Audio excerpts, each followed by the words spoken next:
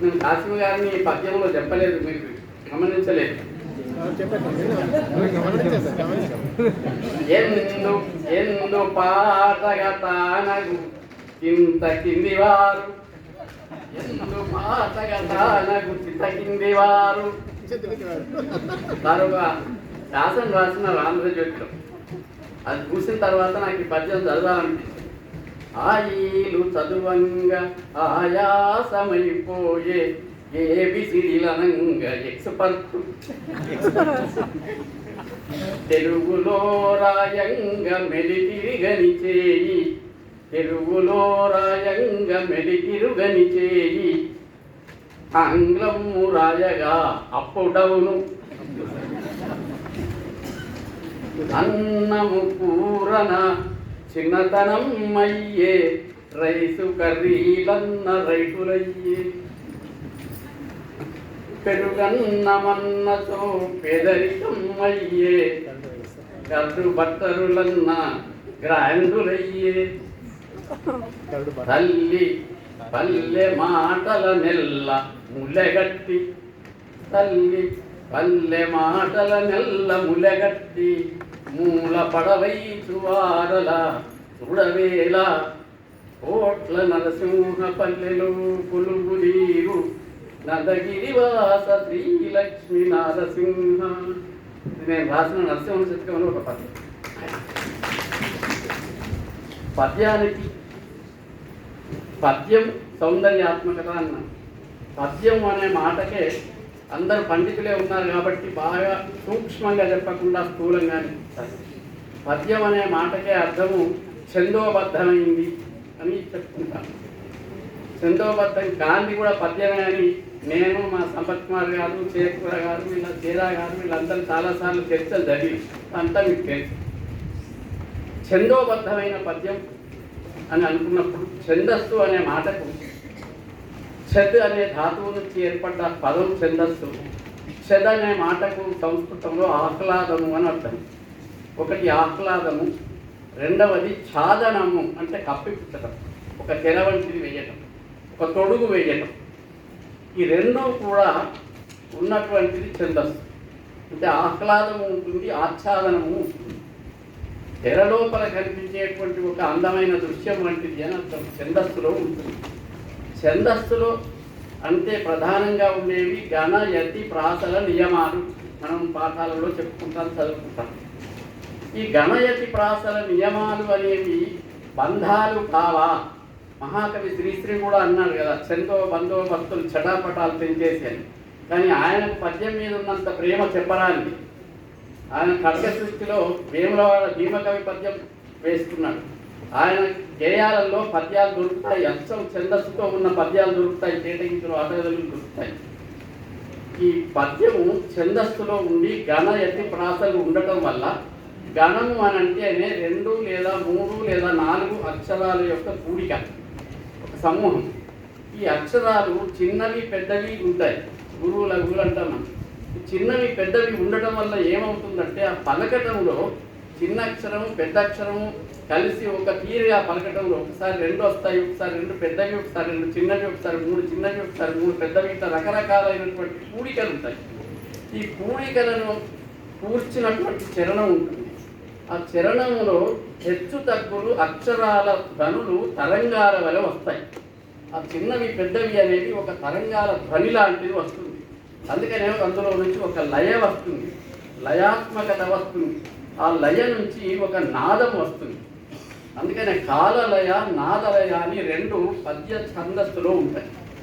నాదలయ అంటే అక్షరముల యొక్క ఉచ్చారణను బట్టి వచ్చేటువంటి నాదము నుంచి ఏర్పడే ఒక లయ.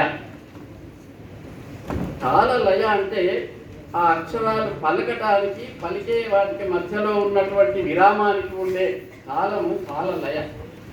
ఈ 2 లయల చేత అది ఒక క్రమమైన పద్ధతిలో ఉండటం చేత ఆకర్షింపబడుతుంది. ఆకర్షణము కూడా ఒక అందమే. మనం అందంగా ఉండటానికి అలంకరించుకున్నట్టుగా ఛందస్సు అనేది కవిత్వాన్ని అలంకరిస్తుంది, గణ, యతి, ప్రాసల చేత అలంకరిస్తుంది. పద్యము రాయుతున్ ఏ పద్యం ఉదాహరించాలన్నా ఎన్నో ఉన్నాయి. ఇప్పుడు 100 పద్యాల వర్షం ఉన్నది నా మీద. పద్యము రాయుతున్ వెనుక వైపుకు చూడకు లేఖిని మహాపద్దశదపురించును గవాగవలాగుము వెనవేలుగా పద్యము అర్థవాదములపై కనులు తపూకుమా ముద్దులు గుల్పుతున్ కనుల ముందర శబ్దము నాట్యమాడెడు. ఈ దాశరథి రాసి పద్యము రాయుతున్ వెనుక వైపుకు చూడకు లేఖిని. ఇది ఉత్పలమాల. పద్యము రాయుతున్ అనే వాటిలలో ఉండే అక్షరాల కూడిక చేత ఈ ఉచ్చారణల ధ్వని వచ్చింది, మనకు ఒక క్రమం వచ్చింది. ఈ క్రమం వల్లనే మనకు ఒక లయ ఏర్పడుతున్నది అనేది తెలుస్తున్నది. అందుకనే సౌందర్యం అనే దానికి కూడా మనం ఏమని చెప్పుకుంటాం నిర్వచనం? అందము సౌందర్యము అనే దానికి ఒక స్పష్టమైన నిర్వచనం ఉందని నేను అనుకోను. ఎందుకంటే ఆ లైలా ఏమంత అందంగా ఉన్నదిరా అని మజ్నూతో అంటే అరే బేకు మేరే ఆడిపోతే బేకోరే అని అడతా. అందుకని ఏది అందం ఏది కాదు అని చెప్పడం కష్టం. అట్లా సౌందర్యం అనే మాటకు కూడా ఇది అని లేదు. కానీ సంస్కృత అలంకారికులు సౌందర్యం అలంకార అని భోజుడు ఒక నిర్వచనం చెప్పినాడు. అంటే ఏది అలంకారమో అది సుందరమైనది అని అర్థం. ఈ అలంకారంతో కూడినటువంటిది సుందరంగా ఉంటుంది కనుక ఛందస్సు అనేది బంధం కాదు, ఛందస్సు అనేది అలంకారం అయితే ఆ పద్యం అందంగా ఉంటుంది. ఛందస్సును అలంకారంగా వాడుకోవాలి. అంటే కవి గణాలు ఉన్నాయి అని చెప్పి అందులో ఏదో బలవంతంగా పెట్టినట్టుగా పెడితే దానికి ప్రాణం ఉండదు. కేవలం అందులో నియమం పాటిస్తే ప్రాణం ఉండదు. భావ పుష్టి ఉన్నటువంటి కవిత్వానికి ఈ నియమము లయాత్మకత కూడా తోడైతే అది అందమైన పద్యం. భావ పుష్టి లేని పద్యానికి అందం రాదు. మనకు అంగ సౌష్ఠవం లేని వాళ్ళము అలంకారాలు వేసుకుంటే అందంగా ఉండవు. అట్లే అనౌచిత్యంగా కూడా అలంకారాలు వేసుకోకూడదు. మెడలో హారం నడుముకు పెట్టుకొని ఒడ్డానం మెడలో వేసుకుంటే ఎట్లా ఉంటుందో, ఒక దగ్గర అలంకారం ఇంకొక దగ్గర వాడితే, ఒక దగ్గర పదం ఇంకొక దగ్గర వాడితే కూడా అట్లే ఉంటుంది. ఇప్పుడు ఒకటే పద్యం, ఒక పద్యం చెప్పినాను. దాశరథి రాసిన పద్యం. పద్యము రాయుతును వెనుక వైపుకు చూడకు లేచిని మహాపద్దశదపురించును. వెనుకకెందుకు చూడకు అంటే నువ్వు ఆలస్యం చేస్తే ఆపద వస్తున్నది. ఇందులో భావం ఉన్నది. అందుకని గబాగబలాగుము, గబగబ లాగేసాయి పద్యాలు. అర్ధవాదములపై కనులుంచబోకుమ. ఏం వాదాలు ఏమి ఉన్నాయని వాటి మీద దృష్టి పెట్టక ముందు రాసేయి పద్యాలు. రాసేయాలి. రాస్తే ఎట్లా రాయాలంటే ఎట్లా సాధ్యమైందా అంటే దానికి ఇంకొక మాట చెప్పినాడు ఆయన. ముద్దులు కొలుపుతున్ కనుల ముందర శబ్దము నాట్యమాడెడు. ప్రతిభ కలిగినటువంటి కవికి పదం వెతుక్కోడు. పద సంపన్నుడు ఉంటాడు, పద దరిద్రుడు ఉంటాడు. పద సంపన్నుడు గొప్ప కవిత్వం రాస్తాడు, అది పద్యమైనా వస్త్ర కవిత్వమైనా. పదాన్ని వెతుక్కునేవాడు పద దరిద్రుడు. కానీ పదాన్ని ఎక్కడ ఏది పడితే అది తన ముందర పరిగెత్తుకుని వచ్చి పడుతుంది. ఆయన పద సంపన్నుడు. అట్లా పద సంపదలు పదాలు పద్యం రాస్తూ ఉంటే కనుల ముందర నాట్యం ఆడతాయి, ఏం భయం లేదు అంటారు. అట్లా పద్యాలను ఇది ఒక ఉత్పలమాల. ఎందుకు ఈ ఉత్పలమాల చెప్తున్నానంటే ఒకటే గణాలు, ఒకటే యతి, ఒకటే ప్రాస ఉన్న ఒకటే పద్యాన్ని అనేక పోకడల్లో అనేక నడకల్లో కూడా పద్యాల్లో నడిపిస్తాను. ఇప్పుడు ఇందులో ఇంకొక అంశం చెప్తాను. ఒకటి గణం గురించి చెప్పినాను, అక్షరాల క్రమం కూర్పు. రెండవది యతి ఉంటుంది. యతి అనేది యతి స్థానం. యతి మొదటి అక్షరం, యతి స్థానం ఉంటుంది. 10వ అక్షరం, 11వ అక్షరం, 13వ అక్షరం. దానివల్ల ఏం మేలు జరుగుతుంది అంటే ఏకధాటిగా దీర్ఘమైనటువంటిది కాకుండా ఒక దగ్గర విరుపు వస్తుంది. చదివే వాళ్ళకు ఒక విరుపు వస్తుంది. ఆ విరుపు కోసమని, విశ్రాంతి కోసమని, ఎక్కడ ఆగాలనేటువంటి ఒక నియమం కోసమని యతి అనేది ఏర్పడుతుంది. ఆ అక్షరం కానీ దాని మైత్రి కానీ రావటం చేత కూడా అక్కడ కూడా ఒక నాదం లయ కూడా ఏర్పడుతుంది. పద్యము రాయుతును వెనుక వైపుకు, పాకున్న వైకి కలిపినాడు. వా రెండు మైత్రి అక్షరాలు, ఆ ఐ రెండు మైత్రి అచ్చులు, అందువల్ల అవి కలిసినాయి. అట్లా అనడం చేత ఇవి ఒక విధమైనటువంటి విరుపుతో పాటు ఒక విధమైనటువంటి లయ కూడా వస్తుంది. ఈ లయ కారణంగానే చాలా గొప్ప వచన కవిత్వం రాసే మా సిద్ధార్థకు కూడా చిన్నప్పటి పద్యాలు నోటికి వచ్చినాయి. ఇప్పుడు చెప్పినారు. ఈ పద్యాలలో ఆకర్షణ లేకపోతే ఇప్పటిదాకా వందల ఏళ్లుగా పద్యాలు సామాన్యుల నోళ్లలో నాలుకల మీద కూడా కదలాడుతున్నాయి. ఇందుగలడందులేడని సందేహం వలదు, ఉప్పు కప్పు రంగు ఒక తీరునుండు, కార్యరాజు రాజ్యములు కలగవే, లావక్కింతయు లేదు. ఇట్లాంటి ఎన్ని పదాలు మనం మామూలు ప్రజలు కూడా చెప్తారు. నా చిన్నప్పుడు మా ఇంటి ముందుతో ఇద్దరు కొట్లాడుకుంటుంటే ఒక కాపు ఆయన ఎదురుగా వచ్చినాడు, రాజయ్య ఆయనకి. వాళ్ళిద్దరిని మందలించి ఏం కొట్లాడుతున్నారు, ఆగండి అని మందలించి, తన కోపమే తన శత్రువు, తన శాంతమే తనకు రక్ష అని పద్యం చదివినాడు. పద్యం చదివి ఊరుకోండి ఎందుకు చెప్పిండు, పెద్దవాళ్ళు చుట్టి చెప్పిండు ఈ మాట అని అన్నాడు. అని వాళ్ళని కొంచెం మందలించి మళ్ళీసారి చదివి. నేను అప్పుడు 6వ తరగతిలో ఉన్నా. ఆయన 2 సార్లు చదివితే ఆ పద్యం నాకు నోటికి వచ్చింది. అంటే పద్యంలో ఉండే ఆకర్షణ చేత, లయాత్మకత చేత అది అనటానికి, వినటానికి, మననం చేసుకోవడానికి, మళ్ళీ చెప్పుకోవడానికి పనికి వస్తుంది. ఆయన చూడండి ఆ పద్యాన్ని జీవితంలో వాడుకున్నాడు, సందర్భంలో వాడుకున్నాడు. పద్యాలు ఇప్పటికీ మనం జీవితంలో అనేక సందర్భాల్లో వాడుకుంటాం. మనం లక్షాధికారైన లవణమన్నమే కావాలి, మెరుగు బంగారం మింగపోడు, ఇట్లాంటి పద్యాలు పల్లెటూళ్ళల్లో మామూలుగా మంచాల మీద కాపలా ఉన్న వాళ్ళు చదువుకుంటుంటే నేను విన్నాను. బాగా పండితులు కావాల్సిన పద్యం ఇది. ఆ పద్యంలో ఉండేటువంటి సౌందర్యం, ఆకర్షణ. ఆ ఆకర్షణ నాదం నుంచి వస్తుంది, లయ నుంచి వస్తుంది, క్రమం నుంచి వస్తుంది. అందువల్ల గణయతి ప్రాసలు ఉంటాయి.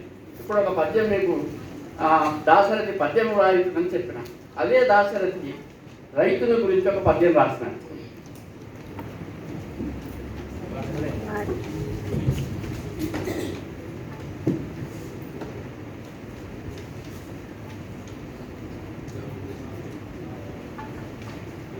రైతుల గురించి చెప్పిన తర్వాత నాకు రైతుల మీద పద్యం జ్ఞాపకం. ఎన్నో పద్యాలు అంతే. నీకు నా తెలంగాణ కోటి రత్నాల వీణ, ఇది నినాదమైంది.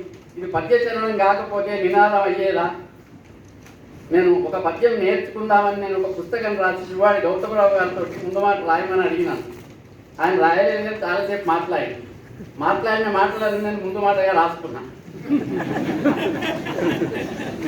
ఆయన ఏమన్నాడంటే, ఏం చెప్పాలి నాయన ముందు మాట, ఉప్పు కప్పు రంగును ఒక్క పోలిక నువ్వు అని ఏమన్నా అనకపోతే ఇప్పటిదాకా ఆ మాట ఎవడన్నా వాడేవాడా, ఎవరికన్నా తెలిసేదా? దీన్నే కప్పు రంగు లవణము కాంతంగా ఒక రీతి అని రాసింది అనుకోండి. నేను లయ కోసం చెప్తున్నాయి. కప్పు రంగు నొప్పు కాంతంగా ఒక రీతి, తినగా చూసి చూడ తీరు వేరు అన్నాం అనుకోండి. ఇది ఉన్ను తినగ రుచుల జాడ వేరు, చూడ రుచుల జాడ వేరు అన్న లయకు, ఇప్పుడు నేను చెప్పిన లయకు భేదం ఉన్నదా లేదా? అంటే పదాన్ని నడిపించడంలో ఉంటుంది, పదాల పోహడింపులో ఉంటుంది. సామూహిక పదాలు ఉంటాయి, అంటే సమాసం. సమాసాన్ని వ్యాకరణంలో సమాసం అంటారు. నేను దాన్ని సామూహిక పదం అంటున్నా. 3-4 పదాలు కలిసి ఒకటే అర్థంలో ముగుస్తాయి అంటే సామూహిక పదం. ఇక్కడ ఏ పదాన్ని, పదాలు గణాల ప్రకారం విరిగితాయి, లేకపోతే లేదు. కానీ గణాల కోసమే పదాలు ఉండవు. పద్యము రాయుతం, ఇది మాత్రం అచ్చంగా గణం ప్రకారం విరిగింది. పద్యము రాయుతం, వెనుక వైపుకు చూడకు దేహిని మహా, అచ్చంగా భరవ ఎట్లుండాలని అంటున్నాయి. కానీ అన్నీ అట్లా ఉండవు, అన్ని పదాలు అట్లా ఉండవు. లేకపోయినా అదే గణం, అదే ఎత్తి, అదే ప్రాస, అదే పద్యం అవుతుంది. పంట పొలాలలోన తెలవారులు నిద్ర కాచి, పంట పొలాలలోన తెలవారులు నిద్ర కాచి, వేకువన్ ఇంటికి వచ్చి చల్లి మెతుకెంగిలి చేసి చేయకు, చల్లి మెతుకెంగిలి చేసి చేయకు, పసుల్ వెంట జనంగా కాననపు వీధుల పోయడు కాపు బిడ్డ, నీ వంటి స్వయం ప్రపోషణ విభావము రాజులకెందును కలగనేర్చునే. నాకు ఈ పద్యం చదివితే దాశరథి రైతే రాజు అనడానికి కొత్త అర్థం చెప్పినాడు. నేను ఛందస్సు చెప్పబోయి అర్థం చెప్పబోతున్నాను. ఇంకొక విషయం గమనించాలి. ఛందస్సు ఇంతకుముందు భావం అన్నా, అలంకారాలు, శబ్దాలంకారాలు, అర్థాలంకారాలని మన పండితులందరికీ తెలుసు. ఈ చేక అనుప్రాసం, అనుప్రాసం, గడబడలు, అవి ఇవన్నీ పద్యాలు ఎన్నో చెప్పుకుంటామని. అవి అట్లా ఉంచండి. మామూలు పద్యాలకు కూడా ఆకర్షణ ఉందా లేదా? ఎప్పుడు ఆకర్షణ ఉంటుంది అంటే అందులో అందమైన భావం ఉండాలి.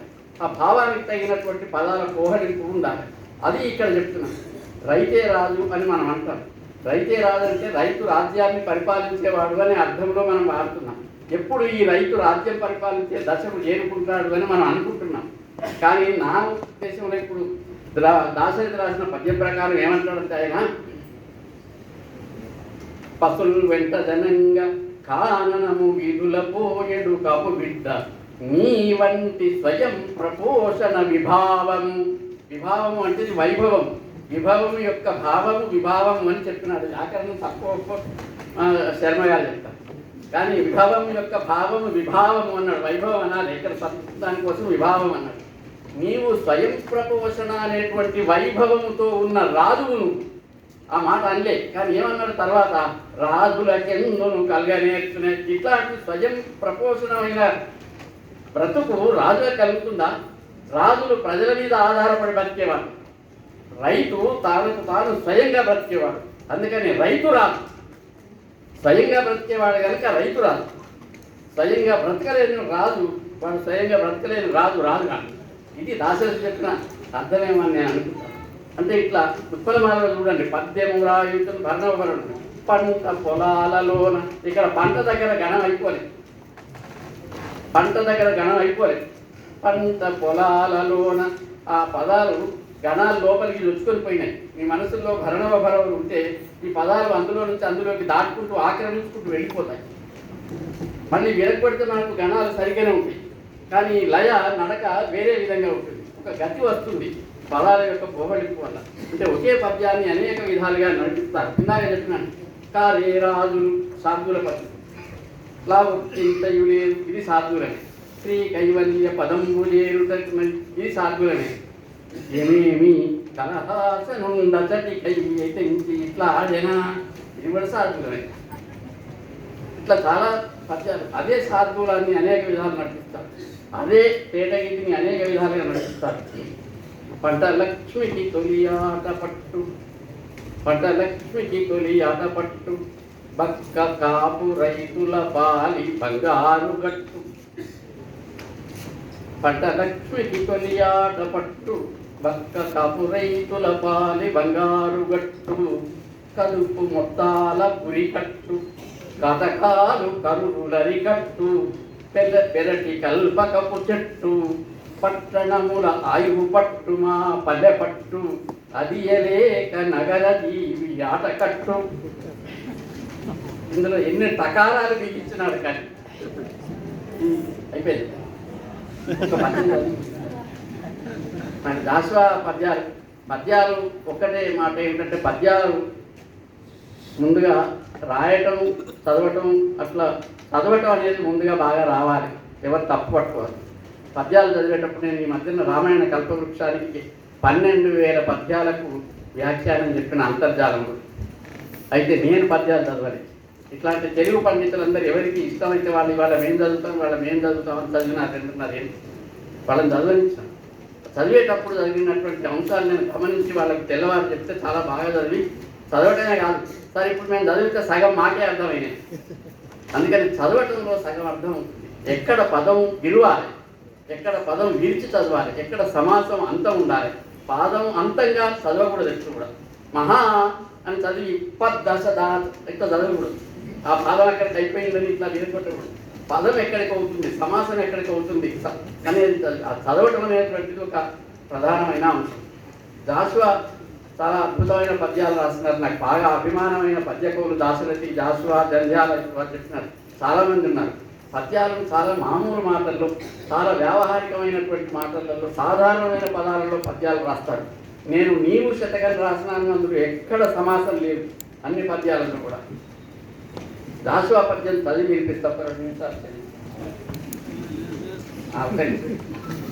మకరందముల తేటులకు భోజనము పెట్టు, సుమవల్లరుల వింత చుట్టరికం. మకరందముల తేటులకు భోజనము పెట్టు, సుమవల్లరుల వింత చుట్టరికం. ఆది చిప్పలకు ముత్యాల పాపలనిచ్చు, స్వాతి మేఘాల దాంపత్య గరిమ. కష్టజీవుల మేని గడు చెమ్మటలు ఉడ్చి, ఓదార్చు పిల్లవాయువుల నెనరు. అలయు హస్తాలతో పిలిచి నీడలనిచ్చు ధరణిజంబుల దాన ధర్మదీక్ష జ్ఞానధనుడైన మేటి మానవునకీక ప్రకృతి నిండారు జడ పదార్థములకిచ్చి నర సమాజము నవమాన పరచినాం దాన గుణశీలమెరుగని జ్ఞానమేరా అన్నాం. అందరికీ నమస్కారాలు.